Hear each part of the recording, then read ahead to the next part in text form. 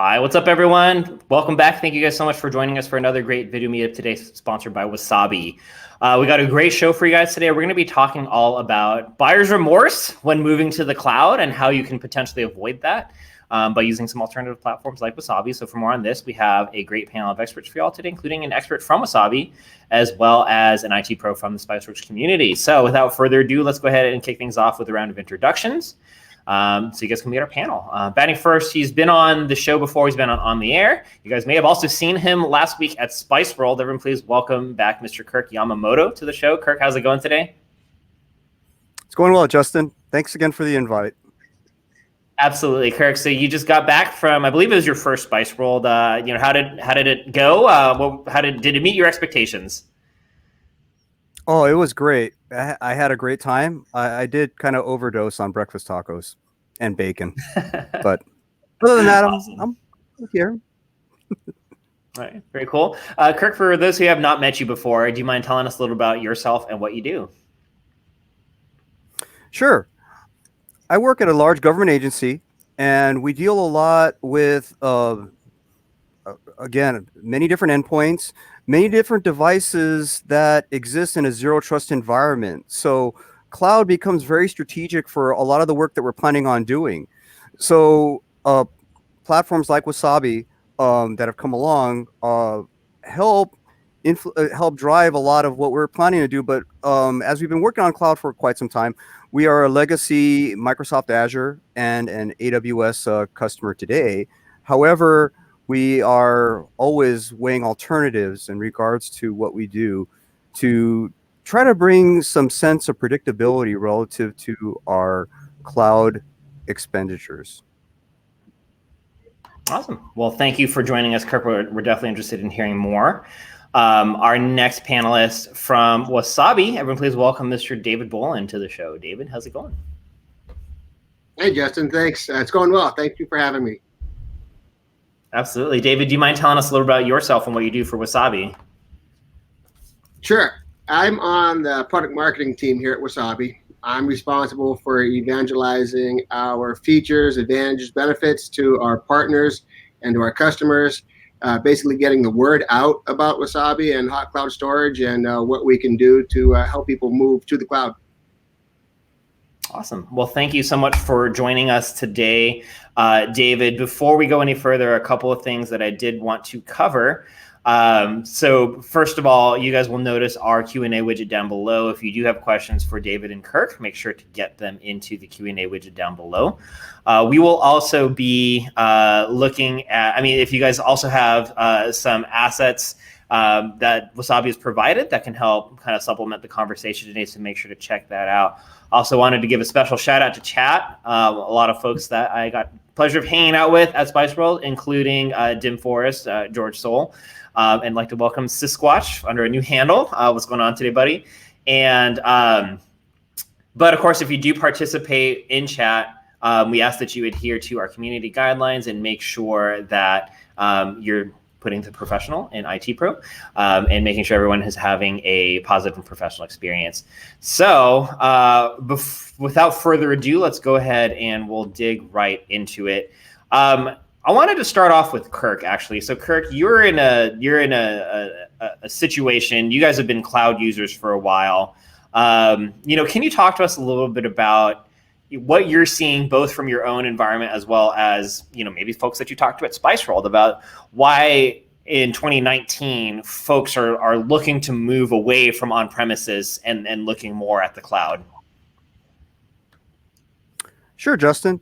So the reason for our drive to the cloud is again, been the fact that we are dealing with so many different devices that are coming in that we don't really traditionally connect into a regular network. And so the days of, hey, I'm going to go connect to a wired office and, we're going to basically, that's where your traffic is going to be stored and housed.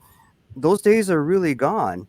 And so as you extend more and more out to smartphones and other devices, we use a combination of O365 and G Suite. But those are on all kinds of different devices. So as we move to the cloud, it's just the whole idea of we'd rather buy than build.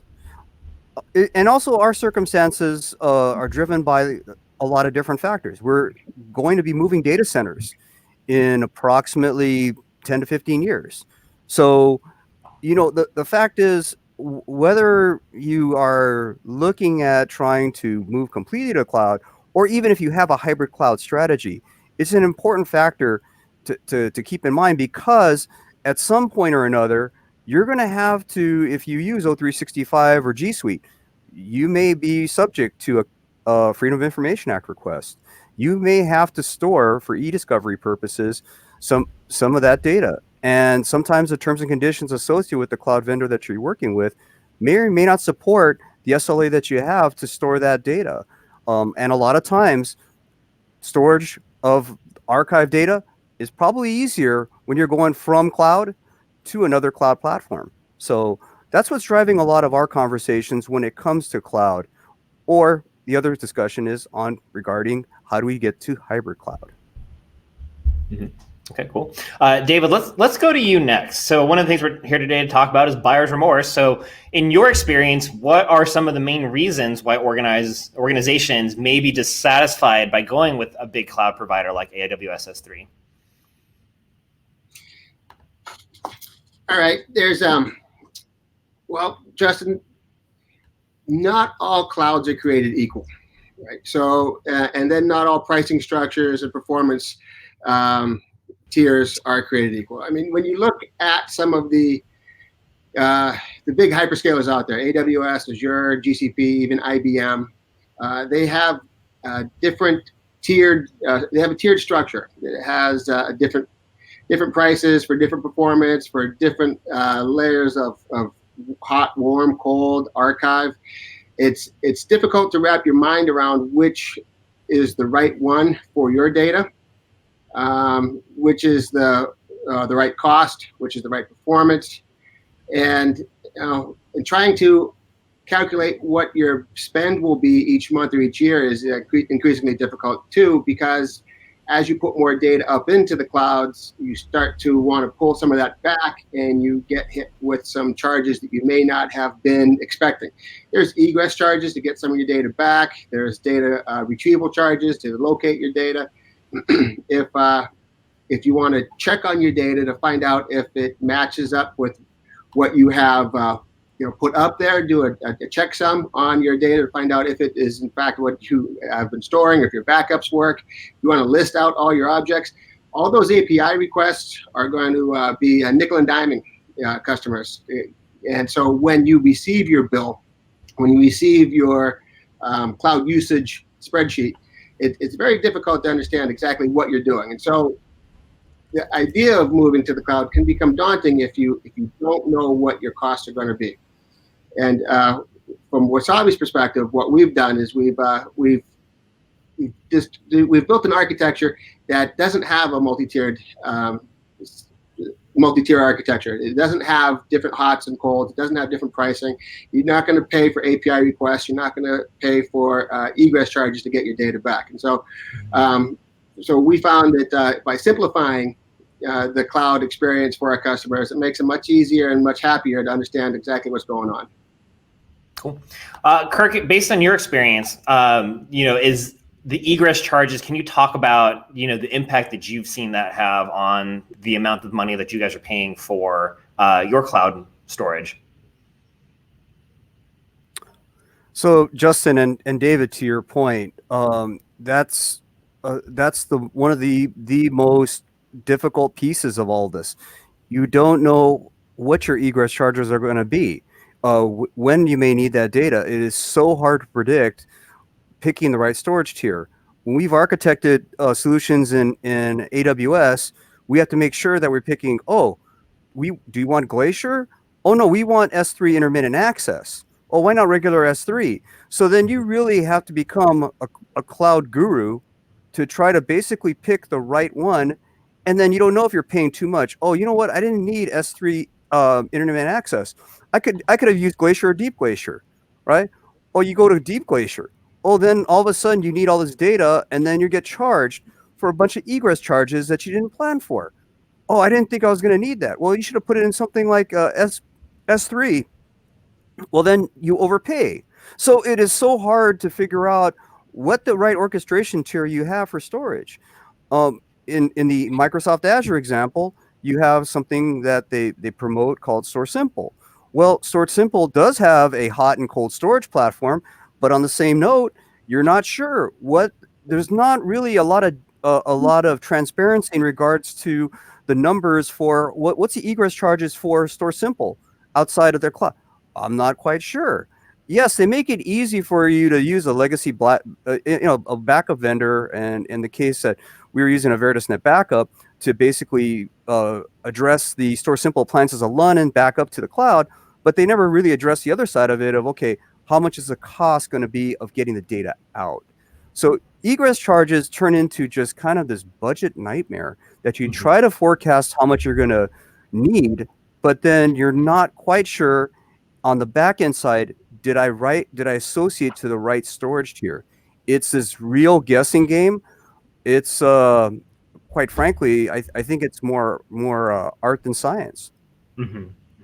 David, I mean, is that what you guys found from the customers that you guys have worked with? I mean, it sounds like from what Kirk had mentioned, yeah, obviously, I think disaster recovery planning is maybe one of the most challenging, right? I mean, is that the case? Like, how is it that folks are expected to kind of understand, the cost of what a data breach might incur or a ransomware attack when you don't know how much potentially it would cost to get that data out of the cloud? That is what's frustrating to most customers. And, it depends on what your use case is. Your backup and recovery use case will maybe different from archive. So if you're putting data up into the cloud in a backup format and expecting to get it back, you want to get it back in milliseconds. If something goes wrong, you want to be able to make sure you have access to it. You want to make sure that you understand how much you need to get back, what and that's your recovery time objective, how long it will take for you to get it back. You don't want to guess, right? I mean, it's the archive tiers in Azure and S3 are very attractive from a storage pricing perspective. 99 cents a terabyte up to, for deep archive, up to like $4 a terabyte for a regular archive. And it can be tempting to put data there. But that's where data goes to die. You don't get it back when it goes there. There is a retrieval time of 12 hours to 15 hours. So if your recovery time objective for backup is 20 minutes to 2 hours, you don't want it in archive, right? And if you do have to get your stuff out of archive, it's going to be, like I said, 12 to 15 hours. The data retrieval charges cost on a per gigabit, the data egress charges on a per gigabit to read to that, to find out what you have and get it back is also going to cost you. So if there is a calamity and something goes wrong and your data is on the wrong tier, it's going to cost you 3 or 4 times what your original storage cost was to get that back. So understanding where your storage should sit based on your use case is critically important. I would keep critical data or backup data on something a lot warmer that has millisecond response time. And that's what Wasabi does. We have one tier. It's a hot tier. All our customers' data is accessible within milliseconds. And the price is compatible with the archive tiers and much less expensive than the standard tiers or the infrequent access tiers. It all depends on what the end user wants to do and if they have a good grasp on how much data they could be pulling back. From what I've seen, it's usually 20% of your data is coming back each month. So if you have 100 terabytes up in the cloud, you could probably bring back 20 terabytes each month. So 20 terabytes is 20% is probably a good rule of thumb. And so if you can calculate what your egress charge would be based on 20%, then you get an idea of what your cost will be. Or it gives you a better idea because you still don't know what your cost is going to be with regards to API requests, API request charges from some vendors. So Kurt, I mean, from your perspective, moving to a kind of unilateral simplified platform with the rather than all the different options, just a single offering with no egress charges, how much would you say would that simplify your operations personally as an organization? Oh, for us, it would immensely simplify our basically what we have to do is no different than everyone else. We have to get approval for what our expenses are going to be. And, and again, I'll go back to the AWS example. We're looking at going on the compute side to reserve instances so we can basically forecast what our costs are going to be on a regular basis. So I think that's the goal and objective. Yes, in past years, I've been burned by some unpredictable growth in Azure, and we couldn't explain to the budget teams why was the growth so unpredictable, what was going on, and at the time we basically were forced to, okay, we need to start changing the orchestration and the view of what our workloads are going to be. So yeah, Justin, it's immensely helpful to have a predictable model in regards to cloud costs. The bottom line is, as David is speaking, this is probably the most I've talked to any vendor about the discussion on egress charges. This is kind of that whole like hidden fee, the blockbuster, return fee that they never tell you about. This is the thing that the cloud vendors really don't. I don't feel that Microsoft helped us very much in explaining this. We had to kind of read the fine print and ask a gazillion questions. But was a Microsoft team for us that forthcoming in regards to explaining these parts? Maybe we didn't ask enough of the questions, but this is where we were forced to have to say, well, we're going to have to look at some alternatives in regards to how we do this. Mm-hmm. Cool. David, going back to you, obviously, and I talked about this with Dave Friend when he was on the air, but cost is obviously great, but if you're sacrificing performance, that might not make a lot of sense for a lot of people, but that's not what you guys are trying to do either. And you want people to have their cake and eat it too. And the performance you guys claim is actually exceeds what you're getting in S3, not just can match it. Can you talk to us a little bit like under the hood as to how you guys are able to get that, to be effective and to actually be able to deliver that?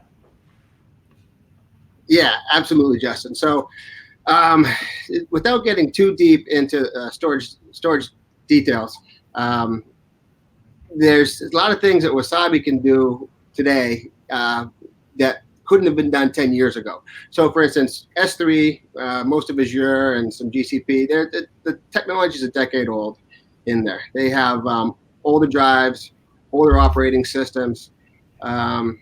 They have a different architecture than what's generally available today.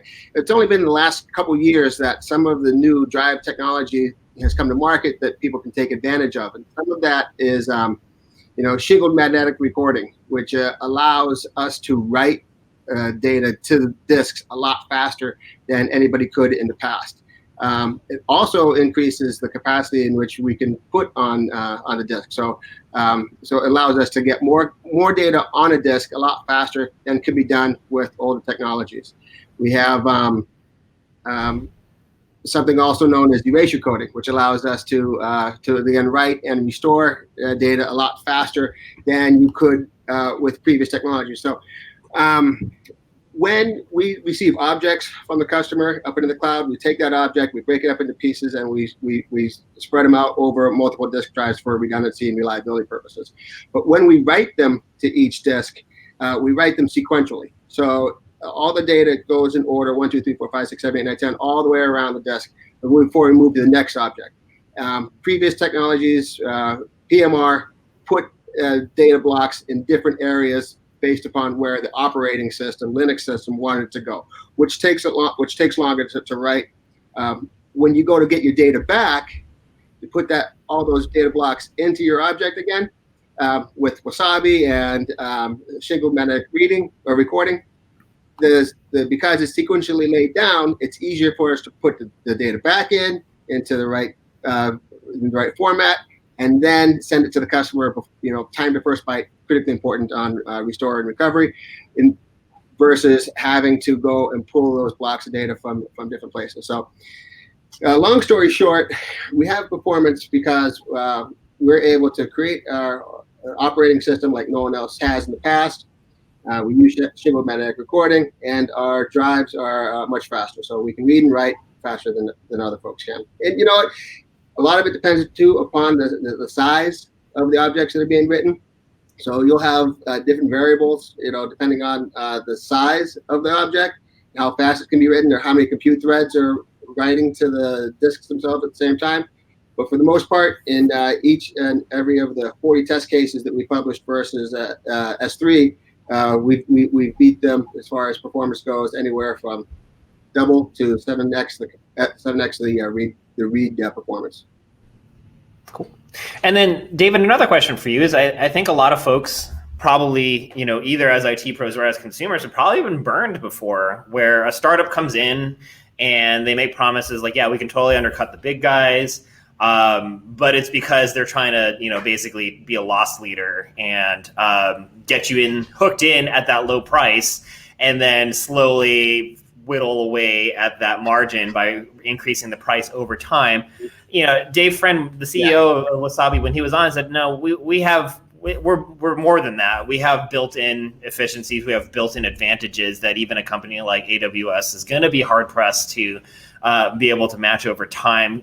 Can you elaborate on that a little bit more? Yeah, I can, and it's hard to follow Dave. He's a genius when it comes to storage technology, but I'll try to do my best. So, like I said, because S3 or Azure or GCP, because the technology is usually about 10 years old, they have not been able to take advantage of some of the generational efficiencies in software and hardware that we have. We've been viable for 2 years now, and we've been storing data on our clouds for about 2 years, and we can get the disks with the best capacity. We can get the disks with the lowest operating costs. So what we've done with our shingled magnetic recording allows us to put 20% more capacity on a disk, which means it costs us less money, which means it costs our customers less money. We have higher density disks. We have 14 terabyte disks. It allows us to put more data on the disk before we have to move to the next one. Saves us money, saves our customer money. We have operational efficiencies that other folks can't. So we drive about 60% less power with our disks than maybe like a S3 or Azure or GCP can. 60% less power means less heat, less cooling, less increased rack space means increased capacity means rack space savings for us. So our operational costs are much lower than you can find in the first generation clouds.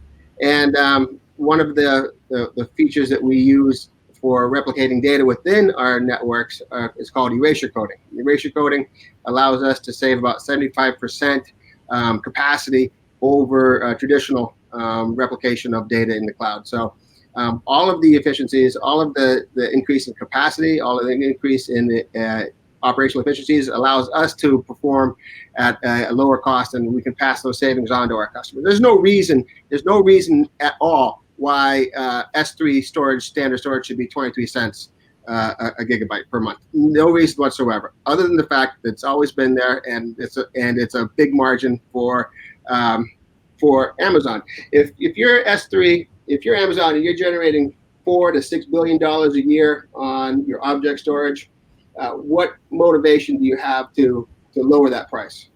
There's a lot of customers out there, millions of customers. There's trillions of objects. There's millions of disk drives out there. Why lower that? It's a moneymaker for them, and so they don't have to lower their costs, so they're not. But there's no reason why someone has to charge 23 cents for S3. There's no reason why infrequent access has to be 18 cents. Cool. So the next question, David, would be if you are like, this all sounds awesome, I definitely would be interested in moving out. However, I have already moved all my stuff to AWS S3. And looking at all these egress charges to get that data out, what is your recommendation on kind of how to move forward with that? All right, so it's a great question. So if you already committed to S3 or Azure or someplace else, then you have to, there's a couple of things you can do.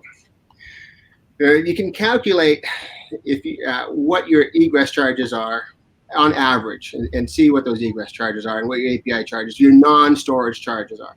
And I've done this for customers, and I found that in order for a customer to move out of S3 into Wasabi, it is usually about a 3-month period of time before you get a return on investment and start saving money. Because if you're going to egress your data out of AWS, you're going to be hit with egress charges. Right? You can avoid that some if you have a lot of data and you want to do AWS Direct Connect between AWS and Wasabi. Still costs some money, but you don't get hit with the major egress charges that you typically would. If you are someone like a Veeam customer, so Wasabi and Veeam work closely together, and if you're already a Veeam customer or Cloudberry and you're backing up to AWS, it really is as simple as keeping an extra copy of data on-prem, and then creating a new scale-out backup repository target. So what you could do if you have the capacity on-prem is to continue to send your data to AWS, make Wasabi your new target, do both, and then when you're comfortable with the fact that you have all the data you want on Wasabi, you stop backing up to AWS, you delete it, and you close the account. It depends on what your use case is. If you can get away with not having to egress your data, totally fine. Do that today. If you do have to egress your data and then put it onto Wasabi, then you want to be a little more cognizant.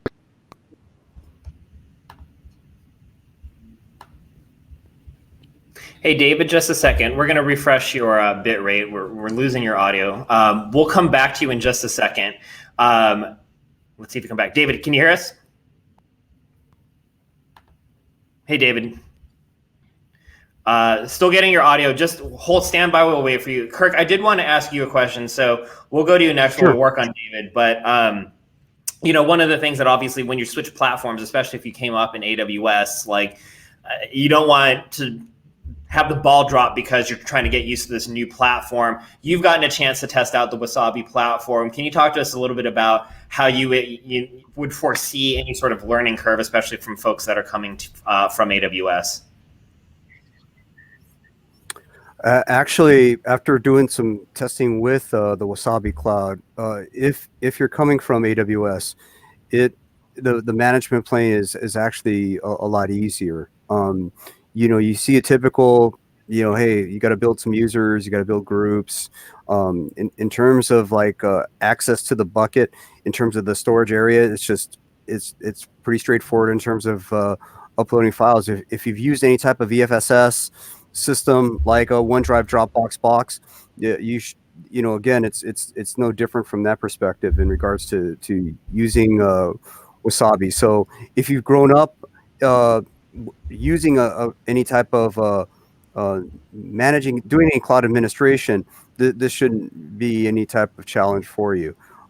So that was one thing that I really enjoyed. It was really very, very painless, even for a newbie like me to kind of get started on Wasabi.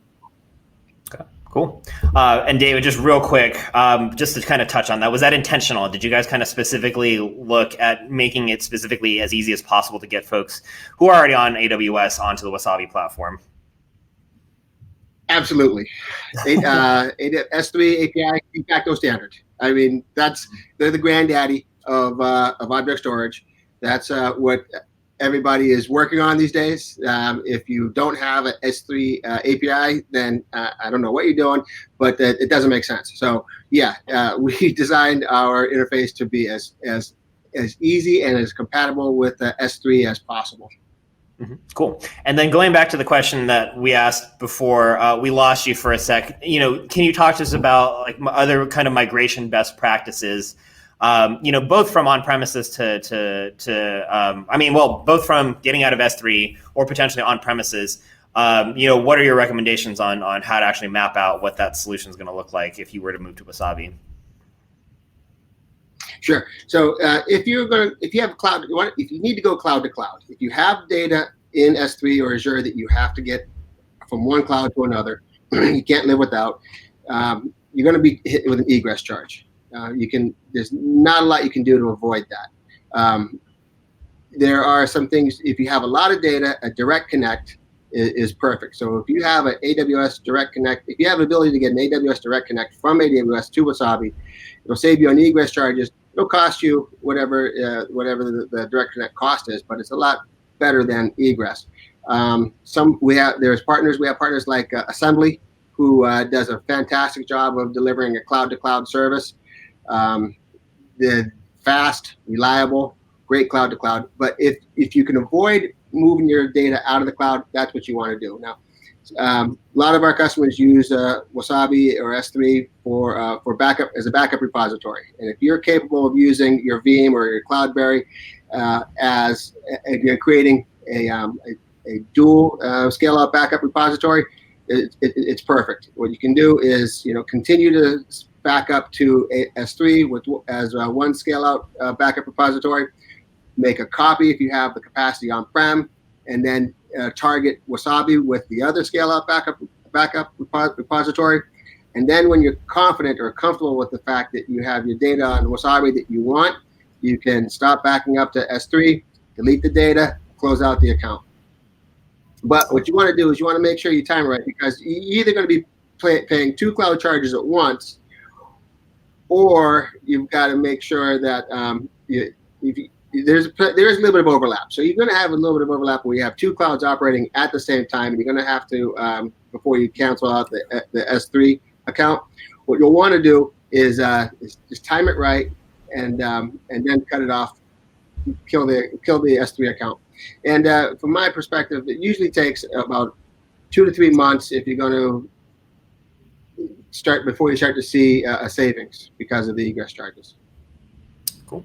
And then as far as large data sets, how, are there special considerations as far as large data? First of all, what do you consider to be a large data set from a Wasabi perspective? And are there considerations or questions that folks that are in that situation should ask themselves? Yeah, boy, everybody has a different definition of a large data set. We have a lot of our MSP partners have 10, 20, 30 terabytes worth of their customers' data that they store at Wasabi, and it's just as critical for them and their business as some of our enterprise customers that have hundreds of terabytes. So I guess large data set is beauty is in the eye of the beholder with regards to that. But what I would say is that the moving of the data is the piece that's important, right? So if you have a large data set, if you have 10 terabytes or 100 terabytes in S3, getting it out of S3, it'll be expensive. Mm-hmm. So if you can figure out what you need to store versus what you have, and then just use Wasabi as a second backup solution, it'll save you a lot of money with regards to moving those big data sets out of S3. All right, cool. Let's go ahead and get started with some of these questions that we're getting. We're getting a couple folks, RBA Nick and George Need of AK Soul, are wanting to know about basically application access to Wasabi data. Can you talk about that? So George Soul in specific was, let's start with RBA Nick wants to know about Microsoft Teams. And then George Soul wanted to know, he's got an application, Revit, that requires a constant heartbeat to the file. Could Wasabi be used in such a scenario? Can you talk just kind of a little bit about application access in general to Wasabi? Sure. So most of the time, there's going to be a transaction software that sits between the customer and Wasabi. It's a backup solution. It's either Cloudberry, Veeam, Rubrik, Commvault, somebody. And that's the piece that's going to be the interface between the customer and us. Unless you have a small amount of data, like I have a personal account where I just drag and drop my wife's photos up to Wasabi, that's fine. But if you have a large amount of data and you have a regular backup cadence, it's going to be transactional software that takes care of that for you. Something that sits between Wasabi and your Office 365. All right, cool. So basically, if you have applications that are currently using AWS S3 as a backend, how challenging is it to then switch that over to Wasabi? It's not challenging at all. We're an S3 target. So if any application that has an S3 backend target can be used for Wasabi, it's exactly the same. designed that way on purpose. So no application refactoring needed if you're already running S3 on the back end? None whatsoever. If it's pointing towards the cloud right now as S3, just all you have to do is point it towards Wasabi as S3. There's no refactoring involved or required whatsoever. You can keep all your NFS and your SMB on the network side, but coming out of the prem, S3 right to Wasabi. Cool. Let's talk next about the backup use case. So Kirk, I believe you had mentioned that this was probably, from your perspective, what you would look at a company like Wasabi for. In your perspective, what are kind of the key things that you would look at if you were considering Wasabi for this particular use case? Obviously, cost would be a big factor of it, but is there anything else that would be, at the top of your list? Well, Justin, I think I think for us in government, we have to deal with just kind of just the general outbreak of ransomware, and how do we not just perform a backup? And I think David touched on it earlier about making sure that you keep your storage in a place that you can get it back fairly quickly. Well, yeah, David, you want to close that gap of getting your data back quickly in case you're attacked. Or you do have some type of ransomware outbreak.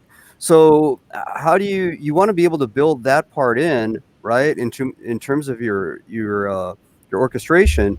And so you want to have, Justin, kind of a little bit of both, right? You want to have backup software that's going to support some type of, well, shoot, I got to get this data back immediately. But you don't want to have to be suddenly burdened with, oh my God, where'd these egress charges come from?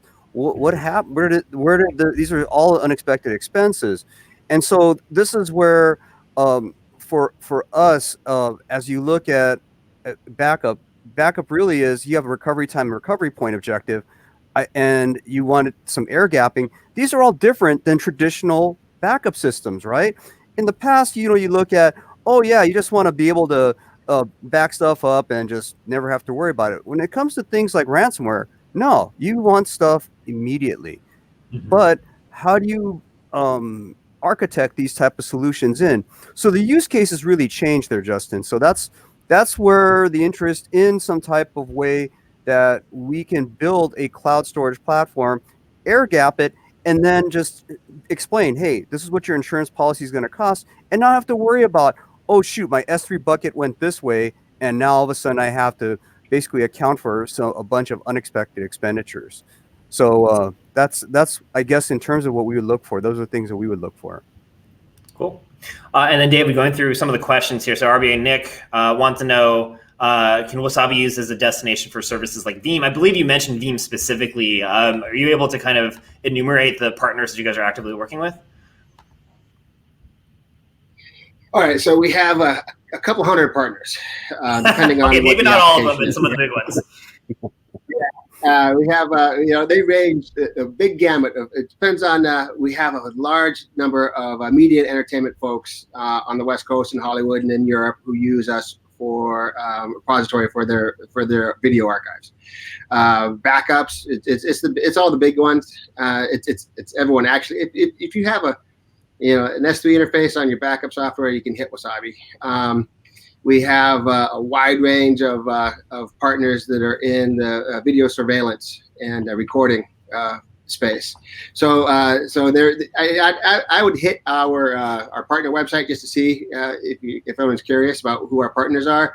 But they come on board every week. We're doing interoperability testing and writing data to our knowledge base for our customers to look at and understand how we interoperate with just a wide range of partners. I saw a question.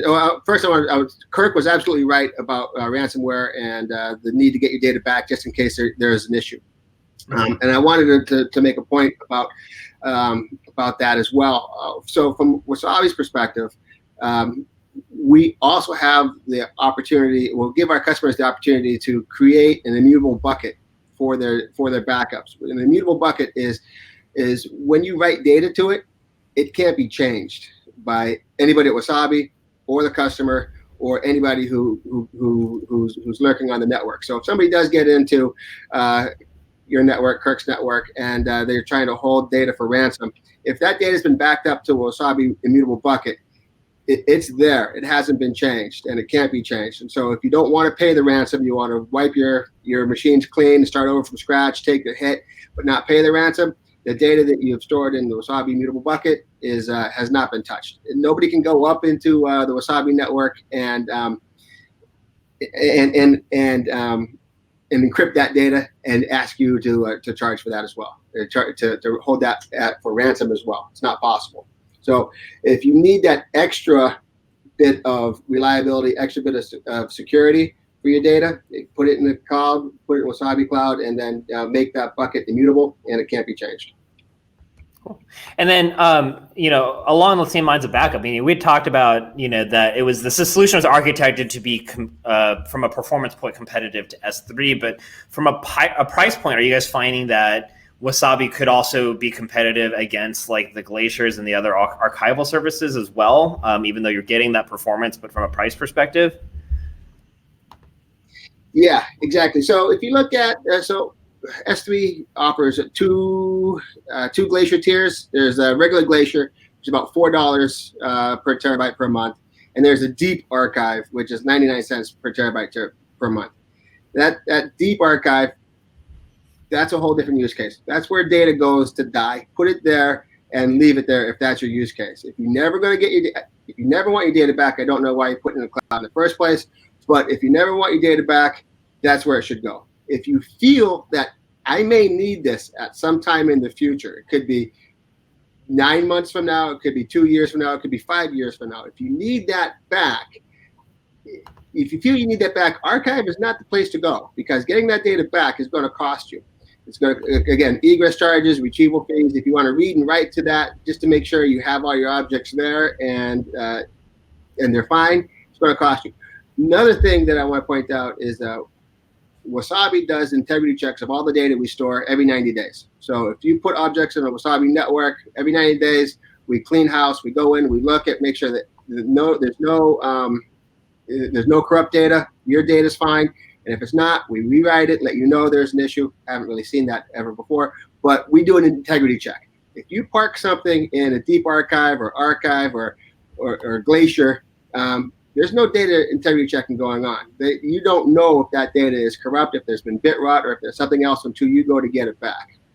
And when you go to get it back, if it doesn't work, that's your problem, not Azure's or S3's problem.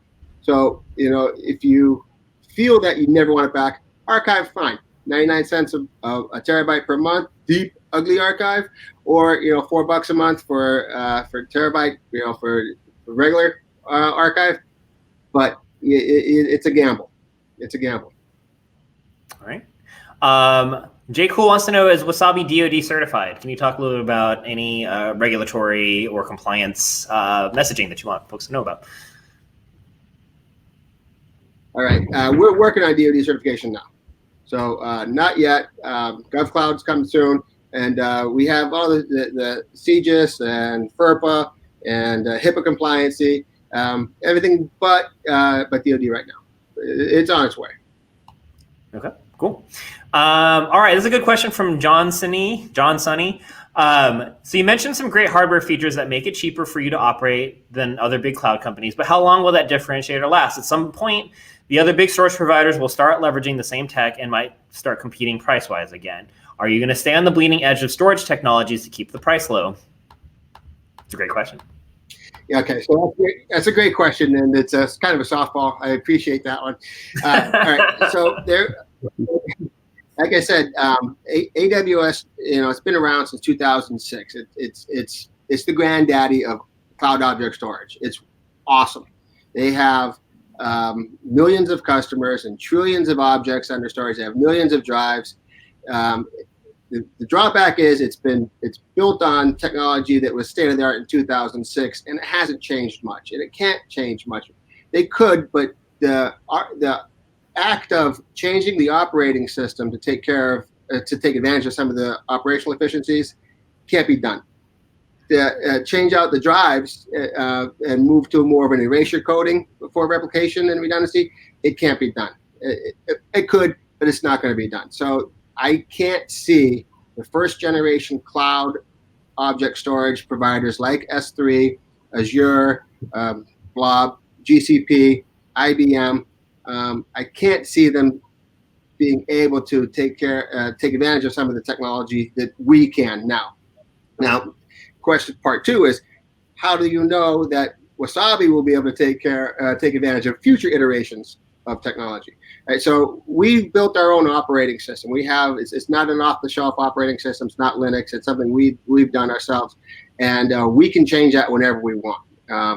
And our drives, are forward compatible with what we see as the next generation of disks coming down the pike now that are still the same form factor, 3.5 inch, but we'll soon be able to put 100 terabytes of data in the same form factor. So if you're automatically, tripling, quadrupling the capacity of the form factor of the data in the same footprint now, in the future, our price is going to go nothing but down. The cost for us to put data into the cloud is going to go down, and we'll be able to pass that along as well. There's some cool things that storage vendors are doing now out there that we're watching and we can take advantage of. I don't think that the first generation cloud vendors can, unless they deliver a whole new service, which is most likely going to be the case. So if you're an S3 customer now, you already have 6 tiers.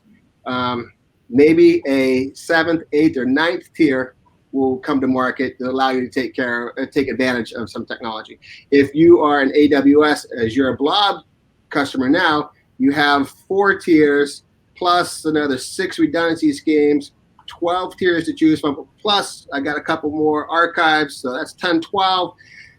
Will they be able to upgrade those and change them? No, they won't. But what they'll do is they'll add another tier. So they'll just keep moving new services out. And will you be able to work between them? Yeah, sure. You could have your Blob storage service and your new whatever storage service, and be able to exchange data between them. Will you be able to do that in a hybrid multi-cloud world? Probably not. But they'll take advantage of some of the stuff that we can, but a lot slower, and it won't be backwards compatible with what's installed now. All right, great. Just time for a couple more questions. Michael 7140 Hertz wants to know, is there any dedupe in these storage options, and would I be paying for the dedupe space, or is all the space calculated on raw storage? Great question. All right, so Wasabi doesn't do dedupe ourselves. What we want is the transaction software, the Veeam or the Rubrik or Commvault, somebody else, they will do the dedupe and compression. When it comes to Wasabi, it's already compressed, it's already deduped, and it's just raw storage. So there's no hidden, there's no usable versus raw comparison as you typically would find on-prem. So yeah, it's that middleware, it's that transactional software. Look at Veeam, look at the dedupe compression there.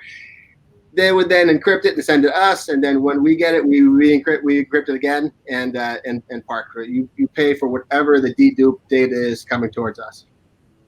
Sweet. And then just a couple more questions. Folks want to know about the locations of your data center. Can you talk about that real quick? Yeah, absolutely. So we have US East, US West, Amsterdam, and yesterday we announced one in Tokyo. So we now have a partnership with NTT. NTT is putting Wasabi hot cloud storage in NTT data center in Tokyo, and will be providing Wasabi cloud storage to NTT customers. So that's a big win for us. I think it speaks a lot for Wasabi. The fact that NTT has looked around, tested all the options that are out there for cloud object storage, and decided, you know what, we want to partner with Wasabi, put Wasabi in our data centers, and so we'll see NTT Tokyo live probably in January. So right now we have East Coast, West Coast, U.S., Amsterdam, and Tokyo is being built as we speak. Awesome. And then final question from Sisquatch: are you able to choose the geolocation for your data storage to the specific data center location? Absolutely can. You can, yeah, you absolutely can. Drop down menu. Where do you want to park it? US East 1, US East 2, US West, Amsterdam, and soon soon Tokyo. But yeah, you have the choice. Not an issue. And you'll know where it is. Sometimes I don't. With some vendors, you're not exactly. You don't really know where your backups are going to go. Mm-hmm. Cool. All right, guys. We're trying to wrap up. I wanted to give you guys an opportunity to share some final thoughts. So, Kirk, for those who are just starting to plan out their move to the cloud, they've got all these cloud vendors ahead of them. Lots of different options, obviously, as we've been talking about. What advice do you have as far as selecting the cloud vendor that's going to be right for their needs? So, Justin, the advice I'd give to anyone that's looking at particular cloud vendors is really, and again, my background as I've come from a data center background, is when you do show back or charge back, and you're trying to explain what people are getting relative to a particular storage platform, how well can you articulate that story? And with all things being equal, someone has to pay the bills. And the one thing I liked about when I first started joining the Wasabi advocacy group and the marketing material that I saw was no egress charges and a flat rate. I mean, those are things that I don't have to worry about when I present these type of proposals as I'm showing back charges or expenditures for what people are going to be purchasing. So the other side of it is, and I saw some of the comments in chat about, well, you want to put stuff out to the cloud just to not have to worry about it. But for me, the other side of it is if you worked on large data migration projects, which I've done, the issue is always, well, that's not my data, but you want to keep it. What about data that may be evidentiary? What about data that's on legal hold? And so those are those tiers that kind of sit between the whole deep glacier, the whole archive tier, and hot data. And so how do you really plan for that? And that's the mission that I have, or the challenge I present to everybody that's listening, is to make sure that you look really closely at trying to find that particular tier as you're planning out whatever you do on AWS or GCP or Azure, that you will be faced with this. And even in some cases where, for me, we're using certain services where the SLA with the vendor says, oh, sorry, we can only store 90 days of your data. Well, I have to find a place for it. So you're going to be, believe it or not, you may be faced with this question sooner rather than later in terms of how do you plan for your journey to the cloud. So those are my closing thoughts. Awesome. Well, we appreciate it, Kirk. David, we'll go to you next. Any final takeaways that you'd like the audience to walk away with?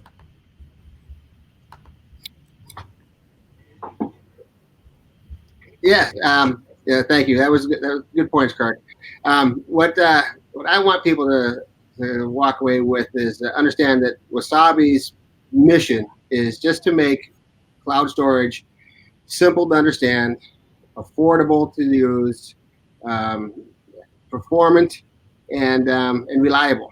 That's it. I mean, we don't want any mystery behind cloud storage. Right? You get one charge, you get one line item on your bill. You don't have to worry about egress charges, API request charges, data retrieval charges. When your data is stored on the Wasabi network, we do integrity checks to make sure that it's there. We make sure that it's no bit rot. We make sure that it's 11.9's reliable. And when you want it back, you get it back when you want it. You don't have to wait 12 hours, 15 hours if it's an archive storage. You get it when you want it. You get it as fast as that little internet will carry it. And that's all we want, is just to make it so simple and so easy to use that you don't even think about it. I mean, if you're using Wasabi as a backup repository, we just want you to focus on the backup piece of it. Focus on the Veeams or the Cloudberries or Rubiks or the Commvault. That's the piece. That's the interface that you work on. The rest of it is just plumbing. Right? It's a commodity. I don't want people to think, oh, I got to understand these different pricing tiers and structures. You don't have to go to storage school for 3 months to get certified to be a Wasabi, certified engineer. It doesn't happen. You don't need to worry about that. We just want you to be able to use your backup software, whatever your transactional software is. Be an expert at that. Don't worry about where it sits. Just know that when you want it back, you get it back. And when you want to understand what my pricing is going to be, because I need to plan for the year or I need to forecast in advance, it's going to be easy to understand. If you want to know what my capacity requirements are going to be, don't ask that question, because we've got unlimited capacity. You don't have to plan for capacity and performance. So, easy to use, easy to understand, inexpensive, dirt cheap, and then it's highly reliable. That's all you need to know about Wasabi. Sweet. All right. Well, thank you guys so much. Real quick, it's time to announce the winner of our prize. So big thanks again to our panelists today, David and Kirk. You guys were awesome. And, thanks to everyone for hanging out with us today, asking all those great questions. The winner of the prize that I forgot to mention at the top of the hour, which is a BenQ Zowie XL2540 24-inch gaming monitor, is going to go to, let me pull this up, John Wright 3. Congratulations, John H. Wright 3. You are the winner of our prize today, so congratulations. And send a private message to Matt Y in the community. Let him know where you'd like that shipped, and we'll take care of that for you. And again, thank you to Wasabi for sponsoring today's events. If you're interested in checking them out, of course, check out the downloadable assets or just go to the Wasabi website. Kirk, thank you again, man. I always love having you on, always insightful, and really relish your experience, and we hope you'll join us again sometime soon. And then David, it's same to you. Thank you again for joining us. We hope to hear more from Wasabi in the coming months.